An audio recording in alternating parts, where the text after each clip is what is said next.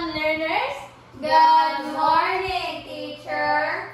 I am Teacher Jayan, but you can call me Teacher J. So before we begin, may I request everyone to please stand for our opening prayer. In the name of the Father, the Son, and the Holy Spirit. Amen. So Lord, thank you for this day and the chance to learn. Amen. Amen. In the name of the Father, Son, and the Holy Spirit. Amen. So before tamang lingkod, kay manayaw sa ata para di tamang luya-luya. Okay, all you have to do is to follow kung sa'y nasa screen. Okay, let's dance.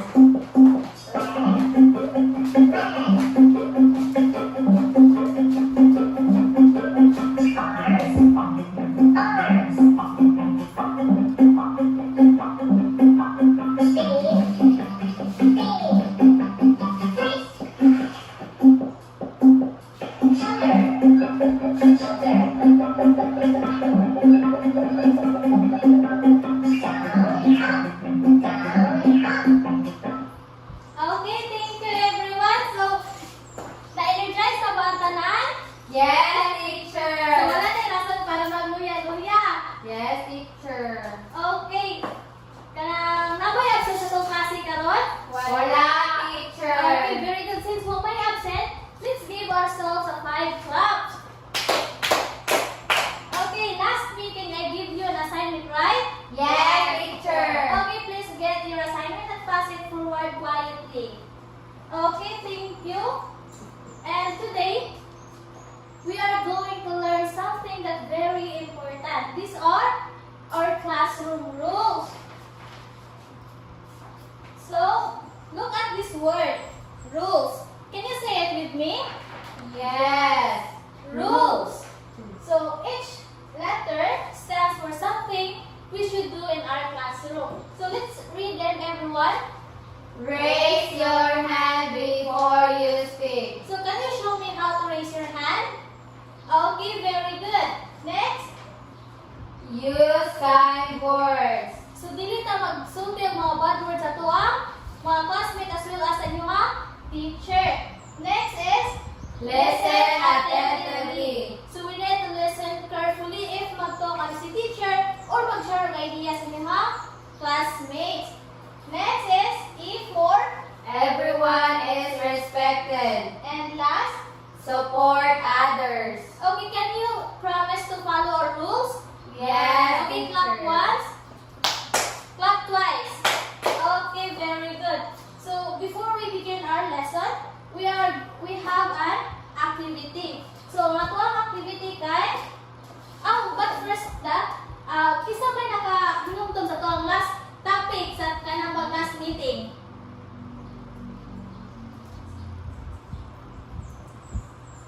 Okay, then we check. Senses. Okay, very good. Our last meeting is all about senses. So, Inday, Anafe, can you give me different types of senses? Sense of touch, sense of taste, sense of sight. Okay, very good. So, inyo adyo, nakuha kung unsa gid ato ang atong topic last meeting. So, do you have any clarification or questions about our last topic? No, teacher. Okay, very good. And now, before we begin our new lesson, we have an activity first. So look at this.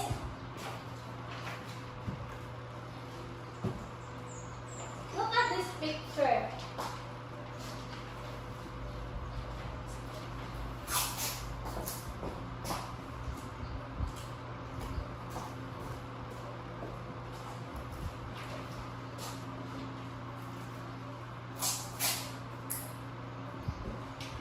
Kung saan may nakita ninyo sa picture?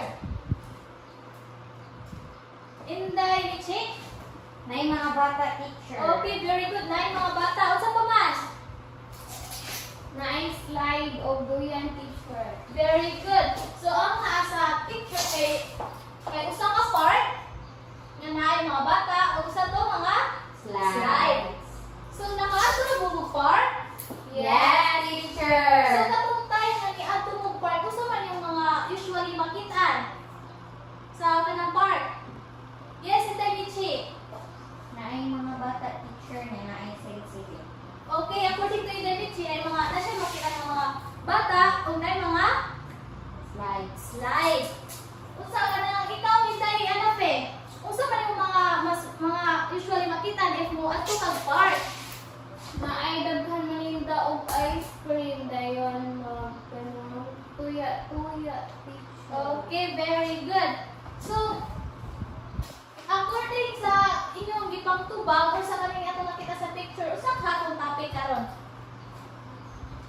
Okay, then you check. Noun teacher. Okay, very good. It's all about nouns.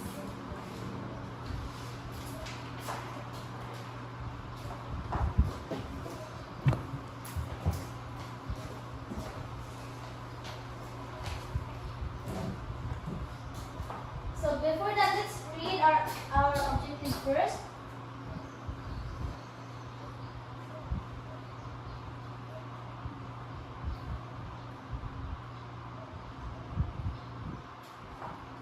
Okay, please read everyone.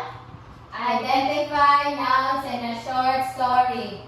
Classify nouns as people, places, animals, or things. Show interest and enjoyment in listening to and reading story. Value sharing and teamwork during group work. Okay, now, natay basamon nga story.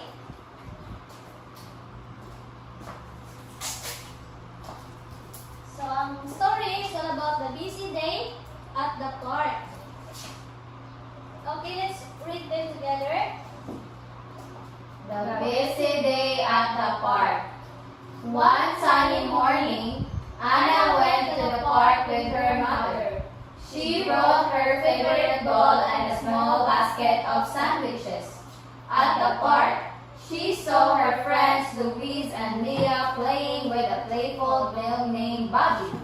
The children ran near the big trees and laughed loudly. Later, they sat on the bench and ate their snacks. A bird flew above while the sun shined brightly in the sky.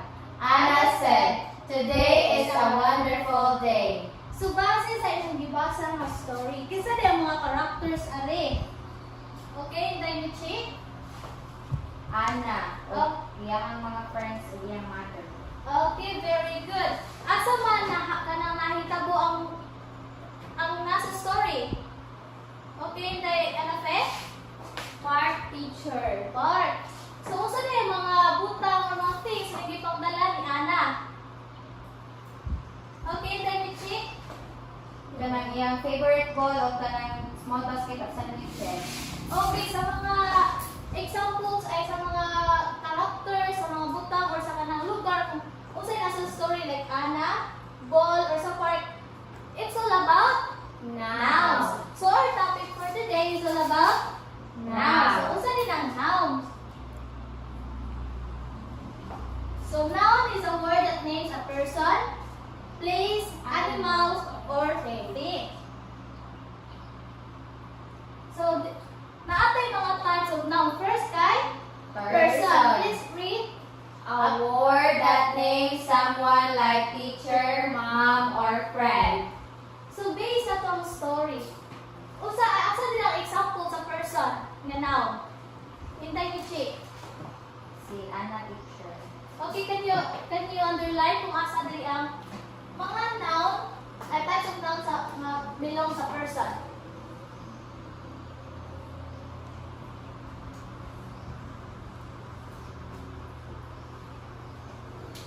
Okay, very good. We have Anna, mother, and Louise and Mia. Next is place. A word that names a place like school, park, or home. Asa gito nakitabo ang nasa story? Sa park. So, mao na ang place. So, next is animal. Please read in the Anafe. A word that names an animal like pig, cat, or bird. So, can you underline sa ato ang story kung asa din ang example na belong sa animal?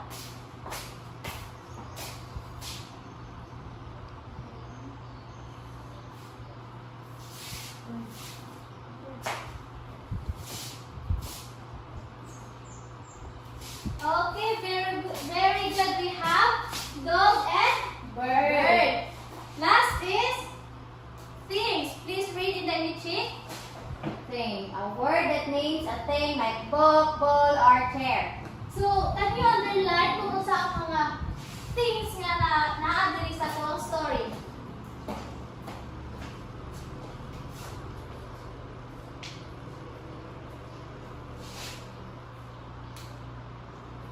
Okay, very good. We have ball and basket. So another example, name of person. Mark. So can you give me another examples of a person in the alphabet? Teacher J.I. Very good, J.N. Next. Name of animal. Panda. Can you give me another example in the sheet? Cat. Cat. Very good. Next. Name of place. Market. Can you give another example in the alphabet? School. School. Very good. And last, we have name of things. Umbrella. Can you give me another example in the sheet? Laptop. Laptop. Very good.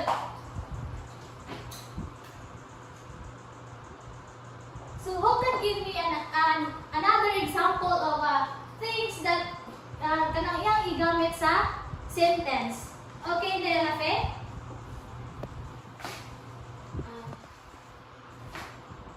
I use umbrella in rainy season. Very good. Asa man dito noun? Noun umbrella. Very good. So, do you have any questions about our topic or mga types of noun? No, teacher. Nasabtan ra? Yes, teacher. Okay, now we have an activity named Noun Scavenger Hunt. But before that, let's read another story.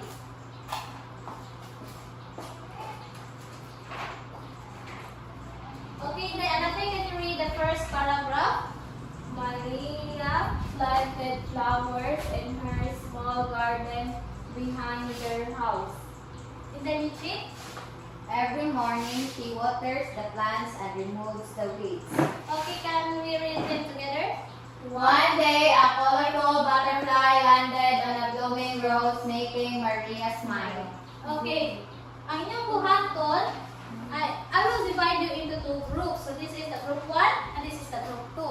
Okay, all you have to do is to list at least 5 nouns na inyong makita diri sa story. And after that, magpili po sa inyo ang mga nakuha nga nouns o busa, then inyo i-use into sentence. Nasabtan? For Yes. example, dito, Ana. Inyo siya i-use ka ng sentence. Ana is Beautiful. beautiful. In Ana, nasabtan? Yes. Okay, this is the group 1 and this is the group 2.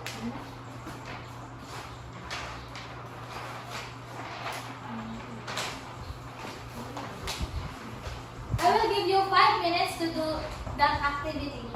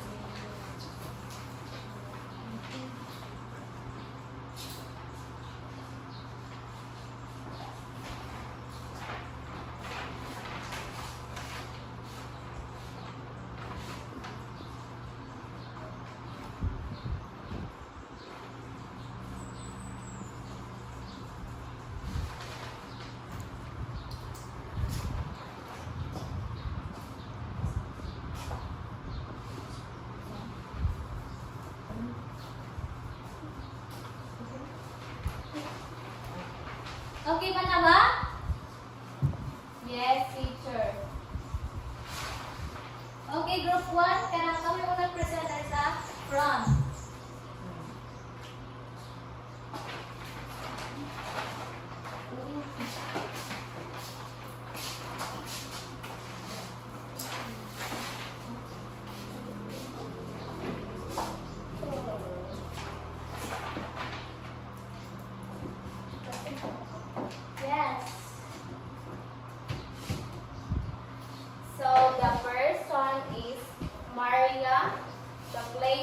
garden, things, flower, animal, butterfly.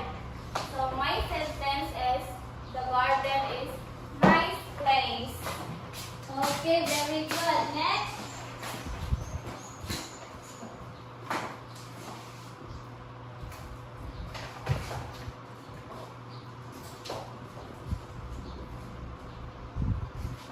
Person, kay si Maria, place, kay si garden, garden, things, kay flowers, animal, kay butterfly. Ang mga sentence kay Maria is playing.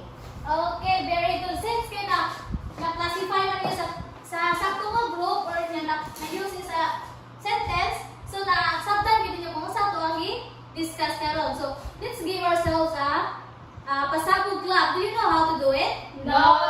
Okay, we'll do it first and you will follow. So, inaningan niya siya. 1, 2, 3. 1, 2, 3. Ay, pasabog. Okay, let's start in 1. 1, 2, 3. 1, 2, 3. Ay, pasabog. Okay, wala na pa ka na questions? Wala na, teacher. Okay, since wala na questions, let's have a short quiz. Para mas masugod na ito kung naman may nakatunan sa ito ang i-discuss karon. Okay, I'll see you in 5 minutes. Okay, mana ba? Yes. Sir. Okay, can we pass? Okay, very good. Since sa kung nakita kay perfect man tanan, so nakasabot yun ay sa ito ang topic which is a noun. So before we end our class,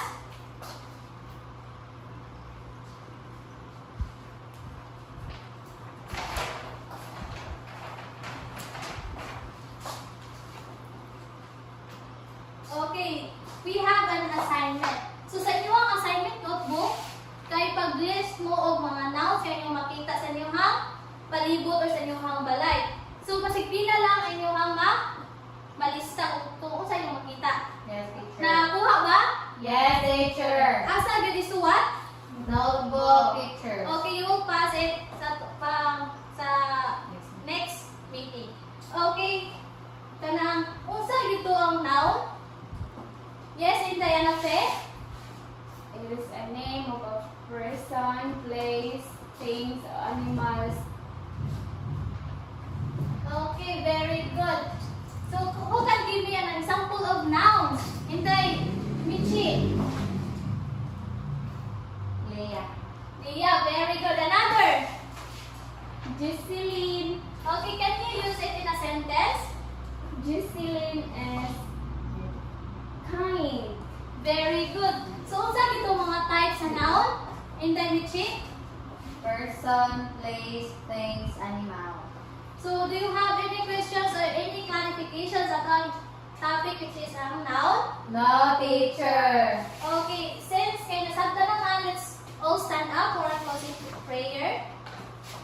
In the name of the Father, the Son, and the Holy Spirit. Amen. Goodbye, grade 1 learners. Goodbye, Teacher. Goodbye and thank you, teacher.